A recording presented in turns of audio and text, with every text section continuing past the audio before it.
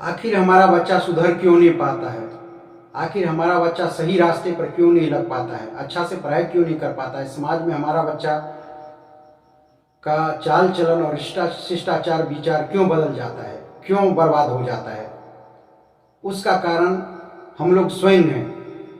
माता शत्रु पिता वैरी येन बालो न पठिता न सोते स्वा मध्य हंस मध्य बको यथा। अर्थात बच्चा अगर नहीं सुधर पाता है उसका कारण हम लोग स्वयं हैं। माता पिता शत्रु के समान है। प्रत्येक बच्चा का माता पिता शत्रु के समान है, क्योंकि अगर माता पिता अच्छे नहीं होंगे तो बच्चा को अच्छा संस्कार नहीं मिल पाएगा, क्योंकि माता पिता ही सबसे बड़ा शत्रु है अपने बच्चों का। अगर माता पिता अच्छे संस्कार में होंगे तो बच्चा भी अच्छे संस्कार में होंगे। अगर माता पिता का संस्कार छोटा होगा तो बच्चा का संस्कार भी छोटा पड़ जाएगा, क्योंकि हम अगर किसी स्कूल कॉलेज में अगर भेजते हैं बच्चा को पढ़ने के लिए, तो अगर माता पिता संस्कारी होगा तभी वो स्कूल कॉलेज में भी अच्छे से वो पढ़ पाएंगे।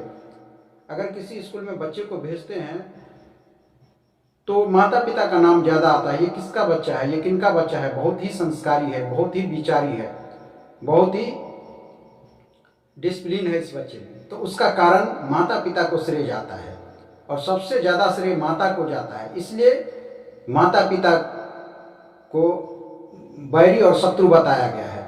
माता पिता अगर अच्छे संस्कार बच्चे को देंगे तो अच्छा ही बनेगा। मैं दिल्ली जा रहा था तो एक बार देखा, जो दिल्ली में ट्रेन में दो बच्चे थे और माता पिता थे, एक लड़की और एक लड़का। तो एक लड़की और एक लड़का था और माता पिता थे, तो सभी के हाथ में मोबाइल था। माँ इंस्टाग्राम देख रही थी, बेटी फेसबुक देख रही थी, और बेटा जो है वो पबजी खेल रहा था, और उनका पिताजी भी मोबाइल यूट्यूब छेड़खानी कर रहा था। तो मान के चलिए माता पिता एक ही सीट पर बैठे हुए थे और सभी मोबाइल को छेड़खानी में लगे हुए थे, और किसी के भी मोबाइल में कोई भगवान वाला आध्यात्मिक स्पिरिचुअल साइंस का कोई भी यूट्यूब नहीं चल रहा था, और सभी के मोबाइल में किसी को फेसबुक चल रहा है, इंस्टाग्राम, तो पबजी, तो ये सब देख रहे थे। तो चारों का दिमाग चारों तरफ था। तो इसमें बच्चा का संस्कार कैसा होगा? तो जैसा माता पिता का संस्कार होगा वैसा ही बच्चों का संस्कार होगा। तो इसीलिए हर माता पिता को अपने बच्चों को प्रतिदिन रामायण की कम से कम 5 चौपाई भी प्रतिदिन पढ़ाना चाहिए। नहीं रामायण की तो कम से कम गीता की भी 4-5 श्लोक तो प्रत्येक दिन पढ़ाना चाहिए। इससे बच्चों का विकास होगा, ब्रेन तेज होगा और संस्कारी बच्चा होगा। उसमें डिसिप्लिन, शिष्टाचार, आचार विचार आएगा, समाज में कैसे रहेंगे, कैसे खाएंगे पिएंगे, ये संस्कार आएगा। तो माता पिता को बहुत बड़ा शत्रु वेद में बताया गया है। जो माता पिता बहुत बड़ा शत्रु है अपने बच्चों के लिए। अगर माता पिता मीठ मांस खाता है तो बच्चा भी जाहिर सी बात है कि वह मीठ मांस भी खाएगा। इसलिए माता पिता को अगर शाकाहारी है तो बच्चा भी शाकाहारी बनेगा। माता पिता अगर गीता रामायण को प्रत्येक दिन पढ़ता है तो बच्चों भी प्रत्येक दिन पढ़ेगा। इसलिए माता पिता को भी प्रत्येक दिन गीता रामायण को पढ़ना चाहिए। अगर पढ़ना नहीं आता है, अगर आप पढ़े लिखे नहीं हैं, तो आप अपने बच्चों से पढ़वाइए। अपने बच्चों को कहिए जो डेली रामायण का 4-5 मतलब चौपाई भी पढ़े, ताकि आप भी सुन सके बच्चों के मुंह से। तो बच्चा भी संस्कारिक निकल जाएगा और आपका भी संस्कार बढ़ेगा। अगर आप खुद नहीं पढ़ सकते हैं तो बच्चों से पढ़वाइए। प्रत्येक दिन पूजा के समय में 10 मिनट 15 मिनट का समय रामायण में लगाइए, जिससे आपका बच्चा का ज्ञान होगा, ज्ञान भी होगा, गुणवान भी बनेगा और आध्यात्मिक ज्ञान भी आएगा, तो संसार को कुछ दे पाएगा। अगर बच्चा आपका पढ़ लेता है, बहुत बड़ा डिग्री ले लेता है, अगर उसमें रामायण गीता का संस्कार, वेद पुराण का संस्कार नहीं आए तो वह उसका डिग्री किसी काम का नहीं रह जाता है। पैसा तो वह कमा लेगा वह बच्चा, लेकिन उसका जिंदगी बर्बाद हो जाएगा, क्योंकि उसमें संस्कार नहीं आएगा। तब वह घूसखोरी, मुनाफाखोरी, रिश्वतखोरी, बीड़ी, सिगरेट, भीम हफीम आदमी, शराबी, जुआरी वो बनेगा। कितना बड़ा भी डिग्री ले ले, लेकिन वह वही काम करेगा, क्योंकि उसके पास संस्कार नहीं है। इसलिए माता पिता को बहुत बड़ा शत्रु वेद ने बताया है। इसलिए माता पिता को, प्रत्येक माता पिता को अपने बच्चों को अच्छा संस्कार देना चाहिए। जिस तरह श्री राम जी ने सुबह उठ करके रघुनाथा, माता पिता, नवाभी माता, भगवान राम कृष्ण से कौन बड़ा, वो भी गुरु की, तीनों लोग के वो धनी, गुरु के आगे अधीन। रामकृष्ण जो तीनों लोक के मालिक थे, त्रिलोकीनाथ थे, स्वयं नारायण के अवतार थे, वह भी गुरु की, तो हम मनुष्य की क्या बिसात है। इसीलिए बच्चों को भी गुरु करना, अपने को भी गुरु करे और बच्चों को भी गुरु के आश्रय में दे। इससे आपका बच्चा का भाग्य बदल जाएगा, लोक परलोक दोनों ही संवर जाएगा। इसलिए माता पिता को प्रत्येक बच्चा को गीता और रामायण पढ़ाना ही चाहिए। अगर गीता नहीं पढ़ पा रहे हैं तो कम से कम रामायण पढ़ाइए, क्योंकि रामायण अवधी भाषा में इसलिए लिखा गया है। गोस्वामी तुलसीदास संस्कृत को ही, उसमें संस्कृत से ही अवधी भाषा में रामायण को लिखा है, ताकि सभी वर्ग के लोग इसे पढ़ सके, हिंदी में इसे पढ़ सके। तो प्रत्येक माता पिता को ये कर्तव्य है कि हिंदू सनातन धर्म में अगर जन्म लिए हैं तो अपने बच्चों को रामायण और गीता जरूर पढ़ाए। इससे आपका विचार बदलेगा। नहीं तो वही बच्चा आपको आगे चलकर आपको धकेल देता है, आपको छोड़ देता है। अनाथ आश्रम आपको पकड़ना पड़ता है। क्यों पकड़ना पड़ता है? क्योंकि आप अपने बच्चों को संस्कार नहीं दिए। इसमें गलती आपका ही है। आप मांस खाते हैं और बच्चे को भी मांस खिलाते हैं, तो बच्चा में वही संस्कार आएगा जो बड़े लोग करते हैं, वही बच्चा लोग करते हैं। इसीलिए आप अगर अच्छे कर्म कीजिएगा तो बच्चे भी अच्छे कर्म करेंगे। अगर मोबाइल है तो मोबाइल में रामायण देखिए, महाभारत देखिए, गीता रामायण वेद पुराण को देखिए, प्रवचन को सुनिए। इससे आपका ब्रेन में बदलाव होगा, आपकी ज़िंदगी में बदलाव होगा, और आपकी ज़िंदगी में बदलाव होगा तो आप अपने बच्चों को भी बदल सकते हैं। अगर आप में कमी होगा तो आपके बच्चों में भी कमी आ जाएगा। अगर कोई गर्भवती महिला है, अगर वो प्रवचन को सुने, गीता रामायण को सुने, तो उनकी पेट में पल रहे बच्चे को भी असर पड़ेगा, और वह भी बच्चा अगर जन्म लेगा तो संस्कारी होगा, वह भी गीता रामायण को फॉलो करेगा और उस रास्ते पे चलेगा। इसलिए हर माता को भी गीता रामायण को पढ़ना चाहिए।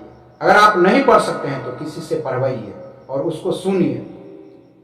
पहले के समय में होता क्या था, जो पहले सत्यनारायण भगवान की भी कथा होता था, तो पंडित जी आते थे और सत्यनारायण कथा, बाद में प्रसाद भी मिलता था। तो सत्यनारायण कथा सुनने के लिए समाज में आदमी जिस आंगन में होता था वहां पर जाकर सत्यनारायण कथा को सुनते थे, तो उससे उनको पुण्य मिलता था और कहानी के माध्यम से उनका विचार भी शुद्ध होता था, आचार विचार बदलता था।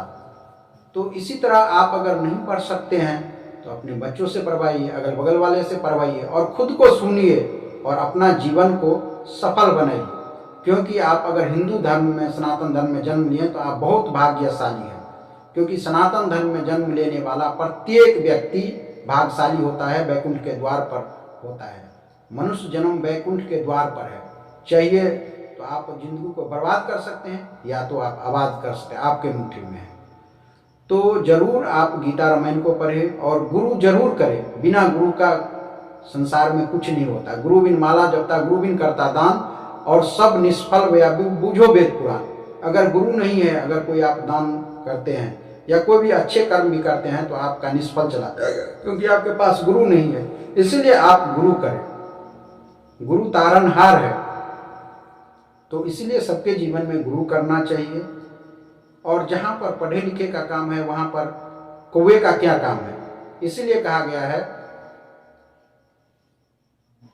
इसीलिए वेद कहता है, माता शत्रु पिता वैरी ये मानो पठित न सोते समा मध्य हंस मध्य बको यथा। यानी कि जहाँ हंस का काम है वहाँ कौवे का क्या काम है। तो पढ़े लिखे के बीच में अनपढ़ का कोई काम नहीं होता है।